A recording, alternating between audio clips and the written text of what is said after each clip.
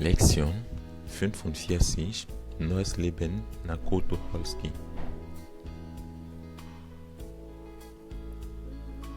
Von morgen ab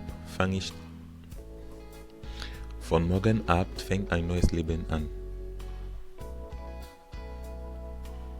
Gestern habe ich zufällig Dr. Bergmann auf der Straße getroffen.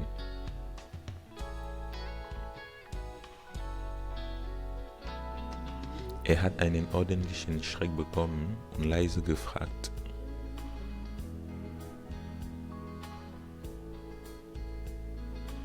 Was machen Sie denn, lieber Freund? Haben Sie etwas mit der Leber?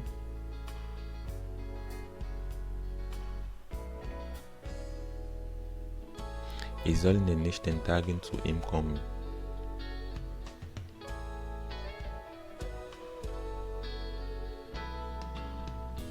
Natürlich gehe ich hin.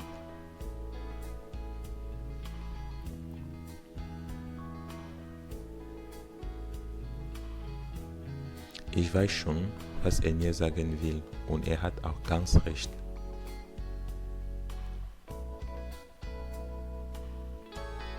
So geht das nicht mehr weiter.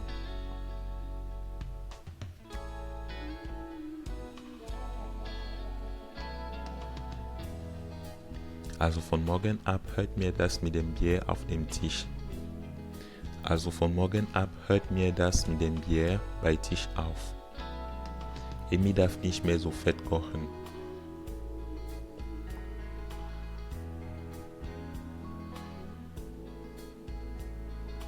Ich stehe früh um 6 Uhr auf und fange wieder an, regelmäßig zu turnen.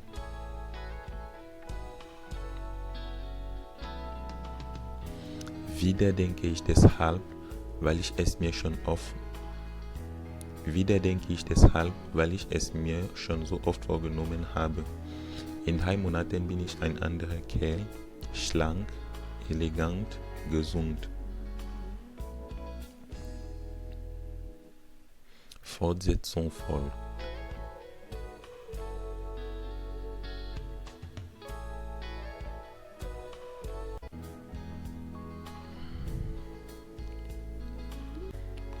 Dans cette notion, nous faisons des compléments sur l'infinitif en dessous que nous avons introduit dans l'une des vidéos précédentes.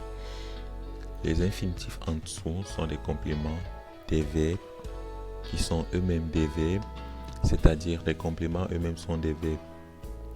Par exemple, er hat um 9 Uhr angefangen zu arbeiten. Ici, nous avons l'expression arbeiten, le verbe arbeiten qui est complément du verbe anfangen. Nous avons l'expression aufhören, cesser, arrêter. On dira er hat aufgehört zu regnen, il a cessé de pleuvoir. Notons ici que l'infinitif reste après les verbes indiquant des recommandations, des permissions ou des intentions. Par exemple, ich erlaube dir, deine Freunde heute Abend zu treffen. Je t'autorise à voir tes amis ce soir. On dit aussi, ich habe vor, die deutsche Sprache richtig zu lernen. Et encore, ich versuche dich abzuholen. Alors notons que dans la première phrase, ich erlaube dir, deine Freunde heute Abend zu treffen, nous sommes en train de donner une permission, nous sommes en train d'indiquer une permission. Et dans la seconde, ich habe vor, die deutsche Sprache richtig zu lernen, c'est une intention. Et dans la troisième, ich versuche dich abzuholen, c'est aussi une intention que nous sommes en train de faire. Donc dans la première, une permission, en quelque sorte aussi une recommandation.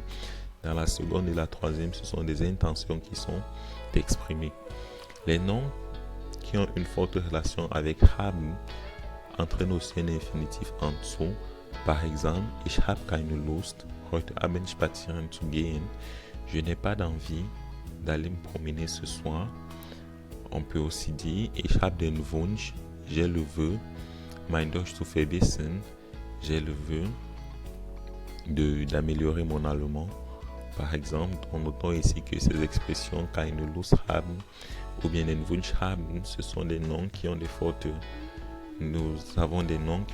relations avec le verbe haben.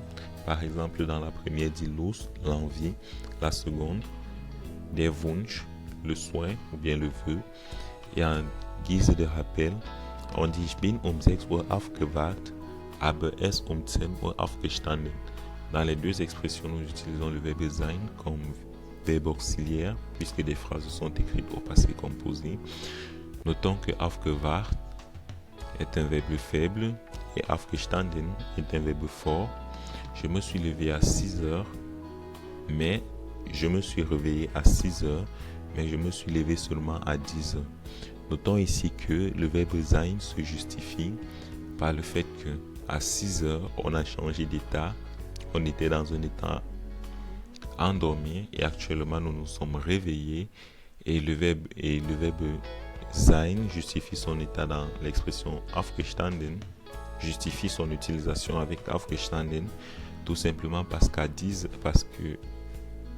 heures ou bien avant 10 heures nous étions couchés et à 10 heures nous nous sommes levés, soit ici on exprime un changement de lieu ou bien un changement de forme. Nous étions couchés et nous nous sommes levés. En guise de vocabulaire, nous avons les verbes müssen et sollen. Lorsque l'on dit wir sollen immer nett sein, nous devons toujours être gentils. Wir müssen atmen, zu leben, nous devons respirer pour vivre. Nous notons ici, comme nous avons expliqué dans l'une des vidéos précédentes, müssen exprime une obligation forte, tandis que sollen exprime une obligation faible. Nous avons les verbes dürfen et können. Sie darf heute Abend ohne ihren Mann ausgehen. Elle a la permission de sortir ce soir sans son mari. Et elle darf kein Fett essen. Il ne doit pas manger de la graisse. On pourra dire, das Kind kann schon allein laufen. L'enfant a la capacité de pouvoir marcher seul. Ici, nous exprimons la capacité, la compétence de quelqu'un. Par conséquent, le verbe können est à utiliser. Et nous avons aussi l'expression Sie können aber sehr gut Deutsch sprechen. Vous savez, ou bien vous pouvez très bien parler allemand. Ici, nous exprimons la capacité à pouvoir parler allemand. Par conséquence, l'utilisation du verbe können est justifiée dans ce cas. Donc, nous espérons que ces notions sur ces rappels sur les verbes de modalité et sur l'infinitif en dessous et ces rappels sur le participe passé vous intéressent. Nous vous donnons rendez-vous dans les séquences suivantes pour la suite de ce cours.